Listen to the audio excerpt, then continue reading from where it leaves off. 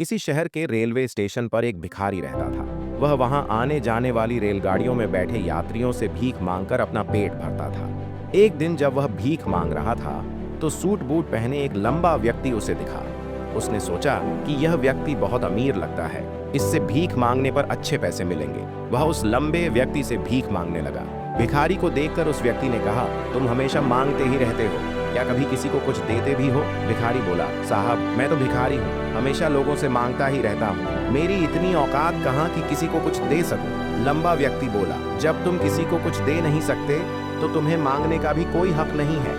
मैं एक व्यापारी हूँ और लेन देन में विश्वास रखता हूँ। अगर तुम्हारे पास मुझे कुछ देने को हो तभी मैं तुम्हें बदले में कुछ दे सकता हूँ। इतना कहकर वह आदमी ट्रेन में बैठकर चला गया। भिखारी उसकी बात सोचने लगा। वह सोचता रहा कि शायद मुझे भीख में कम पैसा इसलिए मिलता है क्योंकि मैं बदले में कुछ नहीं देता, लेकिन मैं तो भिखारी हूँ, दूसरों को क्या दे सकता हूँ। कई दिन सोचने के बाद उसने तय किया कि जो भी उसे भीख देगा वह बदले में उसे कुछ देगा। एक दिन उसकी नज़र स्टेशन के पास खिले कुछ फूलों पर पड़ी। उसने सोचा, क्यों ना मैं भीख के बदले लोगों को फूल दे दिया करूँ। उसे अपना यह विचार अच्छा लगा। उसने कुछ फूल तोड़े और ट्रेन में भीख मांगने पहुंचा।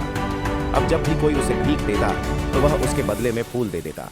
लोग उन फूलों को खुशी से रख लेते।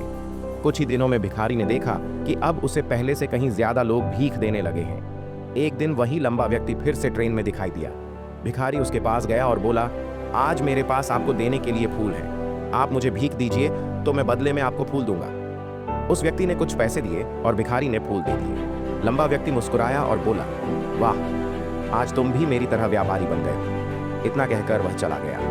लेकिन यह बात भिखारी के दिल में उतर गई। वह सोचने लगा, हाँ, मैं सच में व्यापारी बन गया हूँ। वह उत्साहित होकर आसमान की ओर देखकर बोला, मैं भिखारी नहीं हूँ, मैं व्यापारी हूँ। लोगों ने सोचा कि वह पागल हो गया है, लेकिन अगले दिन वह स्टेशन पर नहीं दिखा।